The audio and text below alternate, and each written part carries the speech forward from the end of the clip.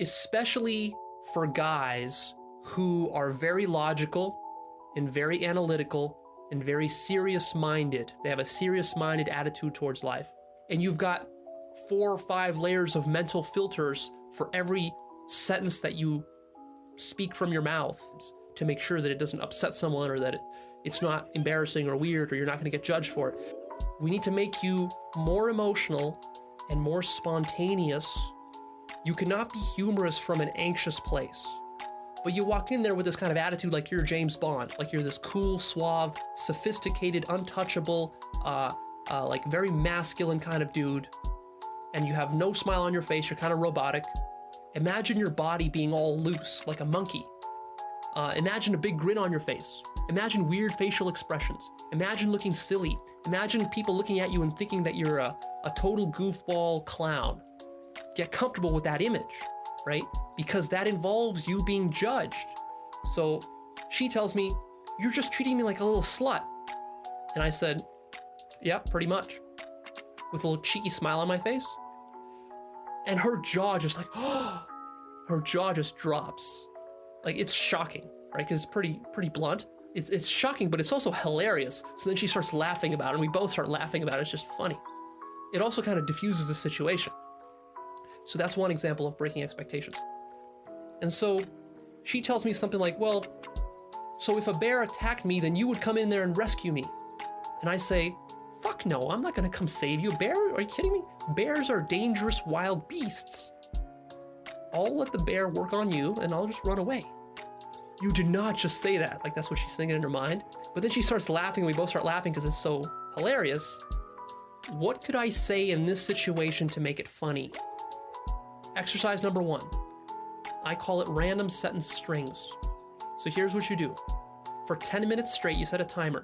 Sit down in a quiet place, alone by yourself. And then for 10 minutes straight, you're going to string together random sentences using the last word in one sentence to then start the next sentence. Don't think about anything else. I'm always thinking of the joke. I'm listening. Don't be intimidated starting with nothing. In fact, if you start with nothing, the workaround can lead you to originality. So the fact that I didn't dance didn't stop me, because I could fake dancing. I could fake dancing and make it funny. And I could fake singing and make it funny. But you've got to be in the middle of it. Because when it's your turn to be picked, you got to be within pointing distance. Because, you're thinking, what chance do I have? Starting at what chance? Look at all these entertainers that are all so powerful, blah, blah, blah. Those entertainers are going to get old. And they're going to age out. And there's a vast, vast hunger for new talent. And you can be it. Why not you instead of somebody else? Be seen. Be there at that club on the night when somebody came in who's looking for you. How do I get an agent? Where do I get my headshots? All this very practical stuff. And I just thought, really, shouldn't the first thing you're thinking about is, how do I be good? Because the headshot's not going to do you any good if you don't have the backup. Get with your best friend or your smartest friend and start talking. And start talking about comedy. And I don't mean for a lunch, for an hour. I'm talking about for days into the night. Keep talking. Things will come out. And pretty soon you start to get a little more confident. What if, Sonny and Cher had a pizza outlet? And what if this? And you just go, what if? And you go, oh, maybe there's some potential there. You will be surprised at where you end up 5 days later from where you began. You'll already be more sophisticated and more knowledgeable about yourself. And I would always be the one like, how do we stop this? How do we stop this? And Charles Grodin said, oh, when 2 people get in a fight, I just sit back and watch. I thought, what a great idea. Instead of trying to fix it, watch it. Because that's real human interaction. Why abort it? Don't abort your ideas when you're onto something. Or if there's trouble, let it happen. See what happens. Remember, you are a thought machine. You have 1,000, 1,000,000 thoughts a day. Just learn to observe them a little bit and say, oh, is that an idea I could use? At a dinner table, as a working comedian, you have to go, usable? The greater intellectual vocabulary and hence comedic vocabulary I think you're going to have in today's world. When you decide on a joke, let's say, or a bit, you're defining your taste. And your taste is what they're coming to see. When I was, what does society need right now? What's the vacuum? What needs to be discussed that's not being discussed? Very political. There was the Vietnam War. One day I thought, I think the nation is getting tired of this. That the nation needs just some release. The truth is a great way to look for material. And just saying what is on the audience's mind. Let's hope it doesn't go on too long. I mean, you're all gonna be worried if you're gonna lose. You know, if you're going into a club, there must be something that's truthful about that club. This place is sleazy, you know, and I fit right in. I'm sleazy too, you know. Invert that. You could say, I'm gonna lie about this place, which would be irony. Oh, isn't this place glorious? Isn't this the most beautiful club I've ever worked? I'm so honored to be here. I was talking to the rats in the dressing room. I laugh in life a lot. My friends, but I'll just sort of observe what it was that made me laugh. I'm studying philosophy, so my mind was very abstract thinking and trying to examine everything. And I thought, let's try to examine comedy. Let's break it down. Whatever makes you perfect as a performer, do it. And don't say, well, I've got to include everybody. I want to do this, I want to do that. Boy, if you perfect one thing and you get it right, there's going to be a lot of people, meaning nothing is across the board. It's always a segment of society that's going to it. You know, Star Wars, young people. So it is a segment. So it doesn't matter if you're appealing to a segment, even if it's a small slice, because that slice is huge. Do I have something I could call myself? Like I think of Chris Rock, I go, power. That's what I think of. Richard Pryor, I think dangerous. I think of Louis C.K., I go intellect. Amy Schumer, brutally honest. Oh, I think of George Carlin, and I go angry. And you like him for it. My manifesto is I'm gonna talk about how horrible dating is. You know, that's a pretty common one. But rich, you know. You're creating a human being. And that's what these great comedians did. From the sum total of his energy and his routines and his observations into a whole artistic state. Because I often hear, well, just be yourself. But who knows what their self is? I don't. I mean, maybe I have a little more now, but when you're starting out, you don't know what your self is. You can be what you choose to be. If I were at my best, what is that image that comes into your head? It's subconsciously something you're aiming for. Like, I don't remember what I did, you know, but if you think about likability, which is a dangerous word, because on one hand you have Carol Burnett. She's so likable, she's so funny, you like her. And you like all these other people. But you also like Hannibal Lecter. At the end of Silence of the Lambs, when he's saying, I think I'll have a Chianti, you're going, yeah, go eat them. So likability can be, you can be a villain and be likable. What's my best quality? And they said, blah, blah, blah, you're kind to people. What's my worst quality? You're messy. Let's say, go with the worst quality. Develop that. They somehow could see that in themselves, and I could look at them and say, you're not a nut. You know, you like to think you're a nut. Say, you know, I'm just crazy. And I just put that together one day, that it fit, and I understood that it fit my stage persona perfectly to say, I'm wild and crazy. Thinking it's some kind of compliment I'm giving myself, that I'm just too nutty. You know, like Bill Murray actually is wild and crazy. Oh, this is an interesting thing. I gave my cat a bath the other day. You know, I'd always heard you weren't supposed to give cats baths, but my cat came home and he was really dirty, and I decided to give him a bath, and it was great. If you have a cat, don't worry about it. They love it. He sat there, he enjoyed it. It was fun for me, you know, and the fur would stick to my tongue, but other than that, you know,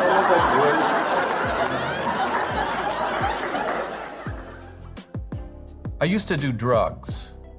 I still do, but I used to do them too. I should come across as though I think what I'm doing is hilarious. Never acknowledge that it wasn't funny or didn't get a laugh. Keep going on something until it got funny. Do it 10 times instead of, one time. I know we've only known each other for 4 weeks and 3 days, but to me, it seems like 9 weeks and 5 days. The first day seemed like a week, and the second day seemed like 5 days, and the third day seemed like a week again, and the fourth day seemed like 8 days. But the fifth day, you went to see your mother, and that seemed just like a day. But then you came back, and later, on the sixth day in the evening when we saw each other, that started seeming like 2 days. So in the evening it seemed like 2 days spilling over into the next day, and that started seeming like 4 days. So at the end of the sixth day, on into the seventh day, it seemed like a total of 5 days. And the sixth day seemed like a week and a half. I have it written down, but I can show it to you tomorrow if you want to see it. He said I would never be a member of a club who would have me as a member. If you gave it to Chris Rock, he'd go, I joined the club and they let me in. I don't want to be in that club. No way. It would just change everything. Employees must wash hands. And I thought, thank God I'm not an employee. My act, looking back on it, is lining up your body with what you're saying. But somehow, if you can give it a little zing, look like you're thinking it up at that moment, you can learn to fake that. People really respond to a feeling of spontaneity. Use every part of your personality that you can. Even when you're not doing anything, you're physicalizing it. Visualize the words. Now, this really applied to what I was doing because I was very physical. And I know at that moment, lost them. And so I, figure out maybe a comic way to do it. I pick it up, I go, what's next? Oh, God, I hate that. Something. Anything to make it live. I thought, why is that movie doing better than my movie? And I realized, oh, they want to see that movie. It was about something they wanted to see. It's hard to put your finger on, but it's about being liberated. It's about being not taken advantage of. There's so many kind of moral points. Also, straight ahead comedy, which you always want. You always want straight ahead comedy. You can't preach. I'm going to be a comedian who criticizes popular culture. Already, that's a position, and that's a philosophy, and you can develop that. Now, maybe you could say it twice in your entire show. You only have to do it twice, and they'll say, wow, those 2 lines were so beautiful. You don't want to say, wow, those 50 lines were so beautiful. It'll actually stick. 10,000 hours of material to get to 4. And then as I started achieving success, I didn't have to do 2 shows a night anymore. So I could distill those 4 hours down to 1. And it was the greatest thing that ever happened to me. It's like, oh, No, I don't have to sell a weak bit anymore. I can do my best stuff.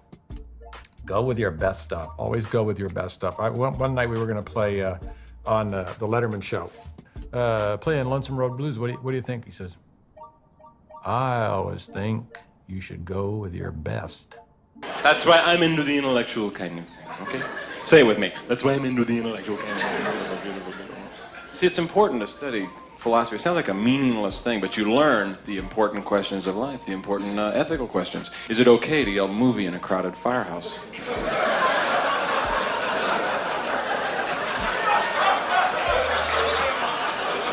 The important religious questions. Does the Pope shit in the woods? Relevant to you. Only you could do this material having your science background. Yeah. And also that's what kind of makes it funny is it's a little over the audience's head in a good way. Proper good Indian girl. I have never seen I had never seen a penis before and was terrified. You know, I'm sorry, Andy. Yeah. You could point to a guy in the audience, you know. Let's say it like a kind person. You seem like a very kind person. And you don't really swear. No. Yeah. I wonder if it might be good for you. You know? To say something like, good evening, fuck. Yeah. I just say that because people think I'm kind and I'm trying to undercut this image. This is say, I'm sorry, we're out of the fries. Yeah. You know, say, I'm sorry, we're out of the fries. What? Out of fries? You know, why didn't you tell me? Yeah. Now you tell me? You know, why didn't you tell me when I came in? Yeah. I think it'd be funny to see you really get mad.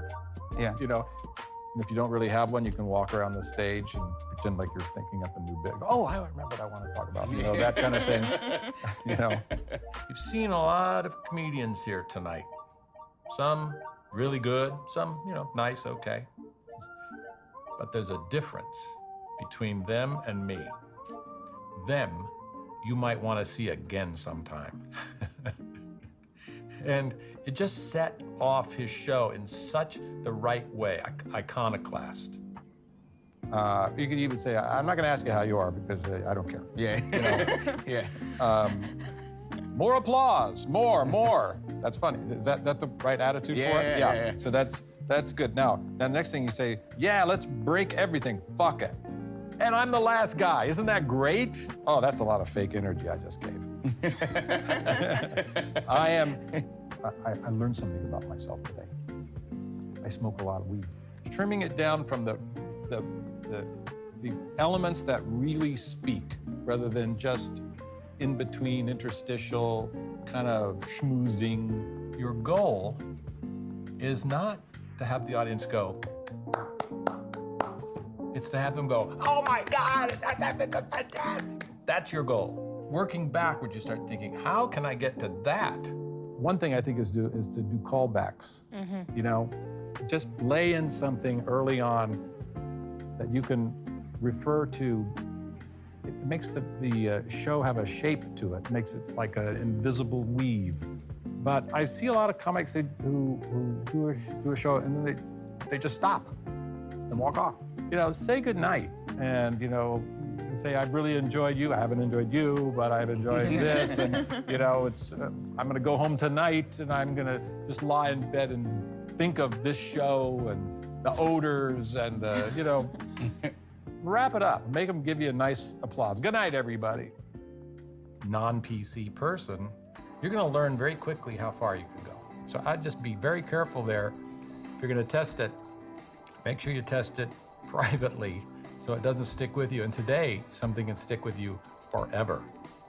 And kind comedy would usually reflect back on yourself. You would make fun of yourself rather than other people. One little moment, and by the way, I'm not criticizing the use of the word fuck, because people use it all the time. And I'm teaching my 4-year-old it. And but Baby is Dead actually affects people in ways you don't even know. But still, let's say it's good, because it is harsh, It's harsh. I wouldn't say it again. This is so. Now you say, that's cold. Baby, they have no emotions. But like, wow, that's cold. That's fucked up. clean it up a little bit and still be funny and not have this such an image, which may be what you want, it may be what you want to do, but you get the same effect if you wanted to clean it up. Perseverance over time really mattered to me, really counted. And I think it mattered to other people too. After performing for, I don't know, 8, 9 years, I get on The Tonight Show. So what do you do when you get on The Tonight Show? You do your best material. Now they ask you back, what do you do? Your second best material. And then your third best. And then you're out of material. Have a catalog, a backlog, a place to go when that thing starts to dry up. Try to find places where you can be awful, because your mistakes may not really be mistakes. At the tower, Jung would rise at 7 a.m., Curry reports, and after a big breakfast, he would spend... I had my little box of things, I had my banjo case, and so I sort of go over and I'm putting things away, and the audience didn't leave. And I kept saying, that's it. Then I went out into the hallway, trying to end the show, talking, making jokes. Then we went outside. And I went home that night and I said, I think I just changed my life right now. Because I found something that I did not expect to happen and went with it, I guess, and started thinking about comedy, or my comedy, in a new way. My next shows were for 60 people, but I was the headliner. And the headliner sticks in people's heads. Somehow it has some importance to them that's maybe not even valid. But as soon as I started headlining, that's when I started getting attention and started getting the reviews I needed. That confidence produces more confidence. It produces more material, gives you the littlest bit of courage to go to the next stage. I'd say it took me 25 years to get. The way to get confidence is to perform or write consistently. I've done that before. I can do that. The stranger circumstances you get in, you're just building up this repertoire, this arsenal of experience that there's no substitution for, especially in these fields. It's not theoretical. I want to be clear about stage anxiety or stage fright, what you'd call excitement. So it's not real anxiety. Real anxiety will take you off the stage. And the only thing that got over that was understanding what it was and time. There's people not laughing. There's people being thoughtful too. They're watching it. I've been to plays where I was aware I wasn't laughing, but I thought it was really funny. Ostensibly, you hear them not laughing, so you think you lost them. But if you don't ever acknowledge that you lost them, they may not know. Don't undercut yourself by thinking, this is a terrible audience. The best thing to do is not rely on your material and rely on your personality. Because your personality is always working. Your personality doesn't require laughs. We were breaking up, and she was there, and she was crying. She was crying. And then the waiter came over, and she was crying, and she says, oh, I'll have a coffee, a latte, and some French fries. You know, would you understand? But I learned something about acting in that moment, that you can carry contradictory emotions around with you. It's not all one thing. It's not all one direction. Anger has 1,000 faces. I went, oh, but it comes out some other way. It can come out in silence. It can come out with laughter. At that point, I learned about indicating. And indicating is a great actor's phrase. If I'm happy, I'll really smile, and then everyone will know that I'm... And it doesn't work that way because emotions come out so convoluted.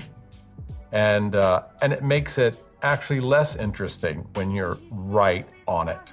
Right before I say my line, would you thwack that newspaper on the wall? Going bang, and she's, coming up with the line, hello, And then when I saw her in the scene, I thought, in the cut scene, fantastic. She's unpredictable. I mean, unpredictable as a person, and that leads to an unpredictability on the screen. And I thought, this is how it's done. That, it's like harnessing zaniness and harnessing. Hijo, dale, T.